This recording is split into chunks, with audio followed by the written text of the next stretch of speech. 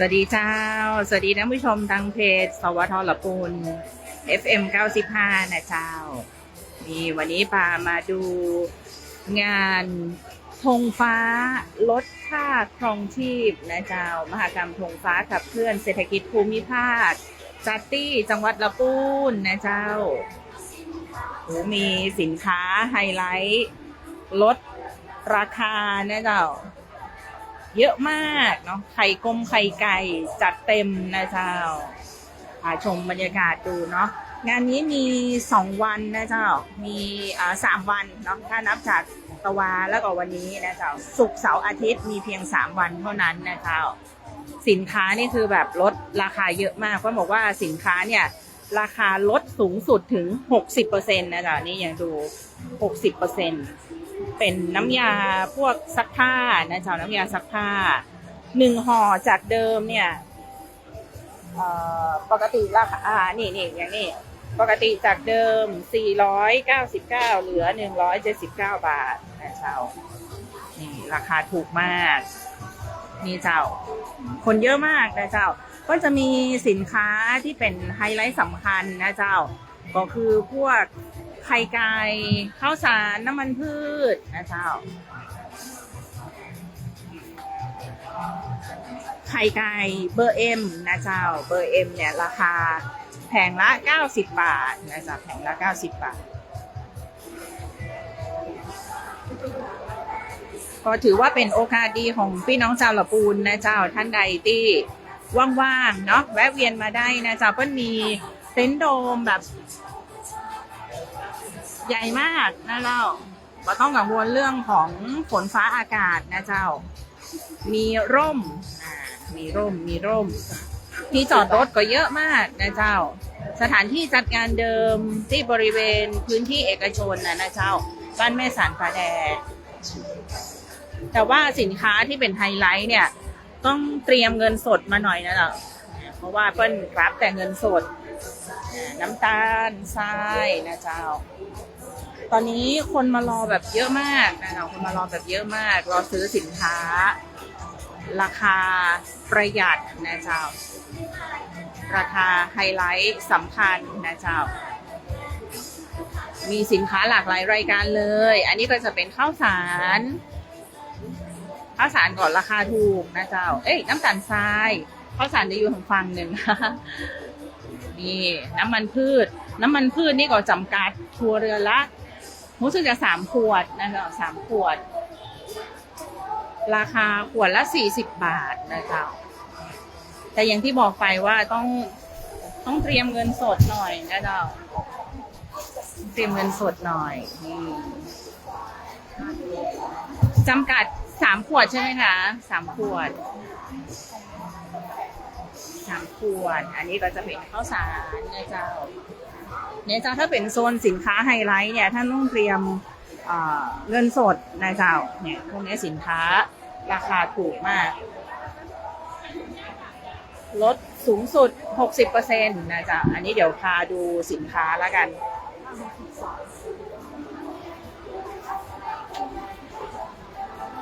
ทราบว่าเดี๋ยวอีกสักครู่หนึ่งท่านรองอธิบดีกรมการค้าภายในนะเจ้าเปิ้ลจะเดินทางมาเป็นประธานในพิธีเปิดงานคือชมสินค้าไฮไลท์นะเจ้าธงฟ้าขับเคลื่อนเศรษฐกิจภูมิภาคราคาแบบลดค่าครองชีพได้สุดๆนะเจ้าเนาะนมนะเจ้านมอันนี้แพ็คละ40นะเจ้าบัจเจกล่องละ10บัจเจแพ็คละ10 บาทนะเจ้ากล่องตกกล่องละ10 บาท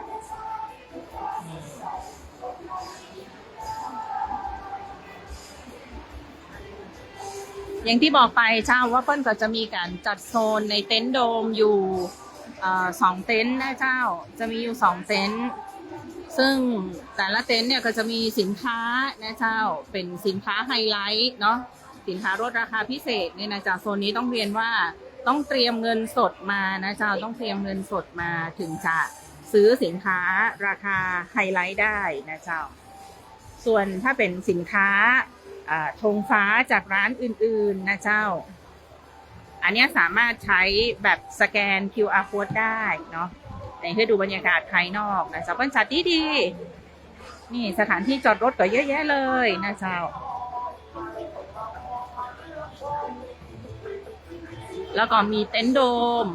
2เต็นท์ด้วยกันเนาะก็จะเป็นพวกโซนสินค้าอุปโภคบริโภคโซนของใช้เสื้อผ้าเครื่องนุ่งห่มนะเจ้าพาชม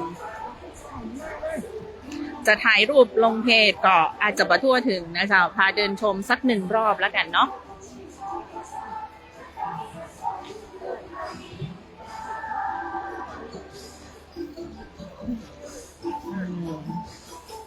อันนี้เสื้อจาก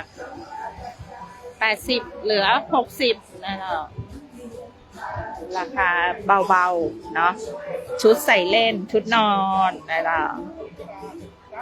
สบายถ้ามีโอกาสเรียนเชิญนะเจ้าเรียนเชิญจะพาชมคร่าวๆแล้วกันเนาะ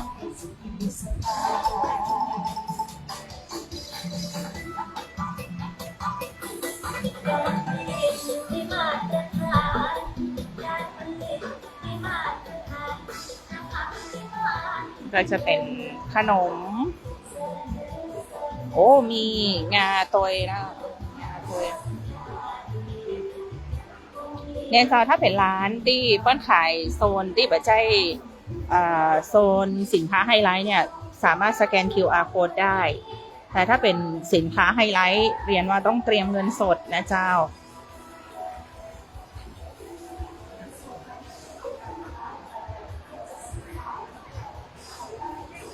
ต้องเตรียมเงินสดนะคะ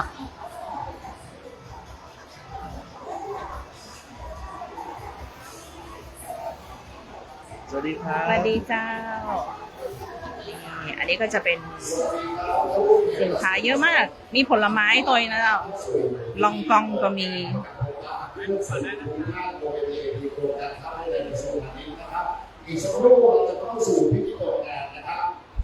รู้สึกว่าเป็นสินค้าที่มาแบบจากทั่วทุกภาคของประเทศเลยนะเจ้าลองกอง35 บาทสวยมากเพราะฉะนั้นวันนี้ขอเชิญตัวแทนส่วนราชการตัวแทนผู้ประกอบการนะครับบริษัทผู้ผลิตต่างๆนะครับที่วันนี้นำสินค้าจากโรงงานจากผู้ผลิตมาลดสูงสุดถึง 60% นะครับร่วมเป็นเกียรติในพิธีเปิดงานของเราลดถูกจริงๆนะท่านผู้ชมลดเยอะมากเอาท่านใดที่แบบมีโอกาสนะคะแวะเวียนมาชมเจ้าอย่างน้อยก็ประหยัดนะเจ้าค่าใช้จ่ายไปได้เยอะเลยแล้วสินค้าสำคัญถึงอย่างหนึ่งก็คือจะเป็นหมูเนื้อแดงนะเจ้าอันนี้จะเป็นโซนขายสินค้าหมูเนื้อแดง2 โล 100เจ้าแต่เปิ้ลจะขายเป็นรอบนะเจ้าเปิ้ลไม่ได้ขายตลอดจะขายเป็นรอบๆเนาะเดี๋ยวจะดูรายละเอียดดูว่าเปิ้ลขายรอบไหนห้องนะเจ้าแต่จะเป็นหมูเนื้อแดงในราคา2 กิโล 100นะเจ้า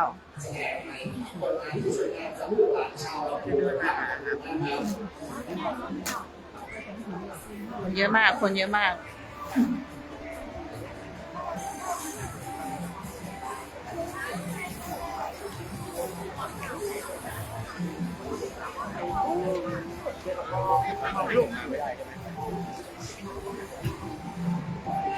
แถมโซนหนึ่งก็จะเป็นโซนสินค้าที่เปิ้ลจัดบูธนะเจ้าจัดบูธเป็นสินค้ามีทุกประเภทเลยนะเจ้ากว่า 1,000 รายการมีเครื่องนอนนะเจ้าผ้าห่มเครื่องนอนโอ้อันนี้จาก 1,200 เหลือ 590นะเจ้า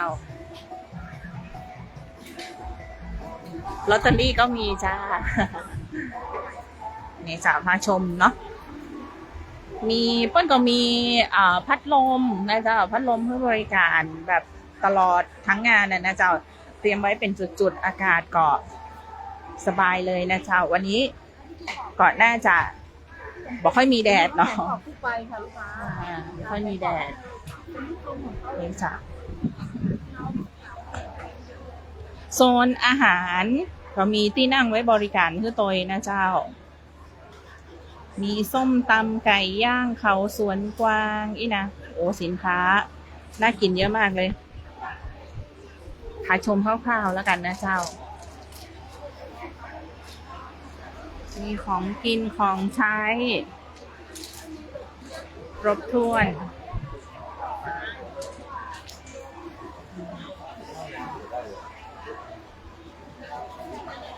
ทอด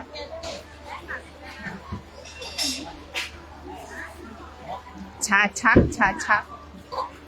เดี๋ยวพ่อค้ายังไม่ได้ชัก พ่อค้ายังไม่ได้ชักกำลังเตรียมร้านอยู่นะ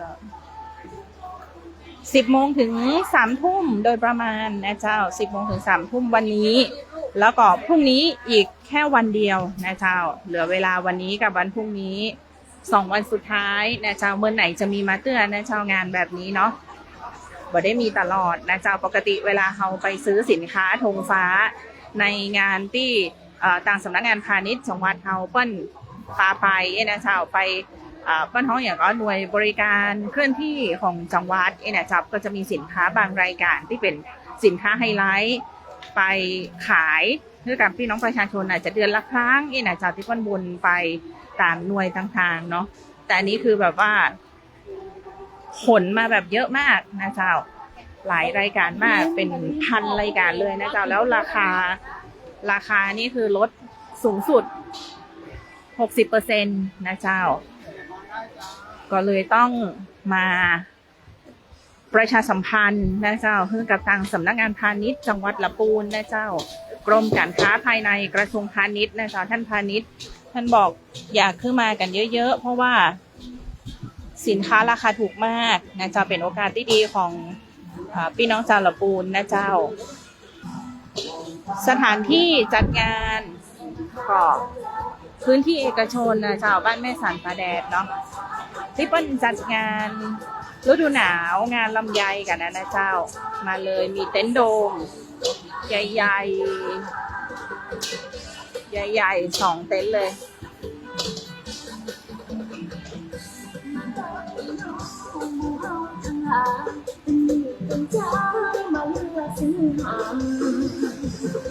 บ่มีคนกลางมาบวกเพิ่มราคาผลิตออกมาถึงผู้ซื้อโดยตรง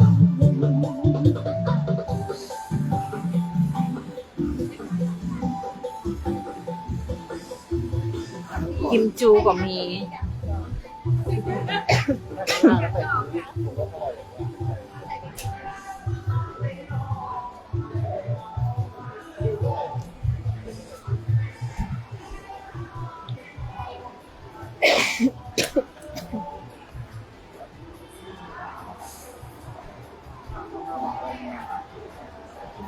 ก็มีแบบช่องรีวิวขายสินค้าเป็นตัวนี่แหละของทางกระทรวงพาณิชย์นะจ๊ะไทยนิวนะน่าจะไทยนิวมีสื่อมวลชนทางส่วนกลางมาเยอะมากเลยนะจ๊ะแต่กี้ปาดูน่าจะหมดเนาะอันนี้ผงซักฟอก95 บาทนะจ๊ะแป้ง79 บาทน้ำยาทำความสะอาดพื้นลดฝุ่นเหลือ26 บาท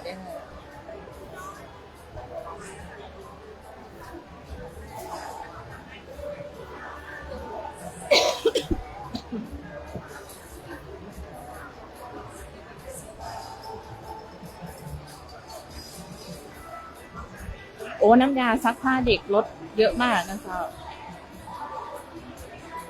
ถุงใหญ่เหลือ99 บาท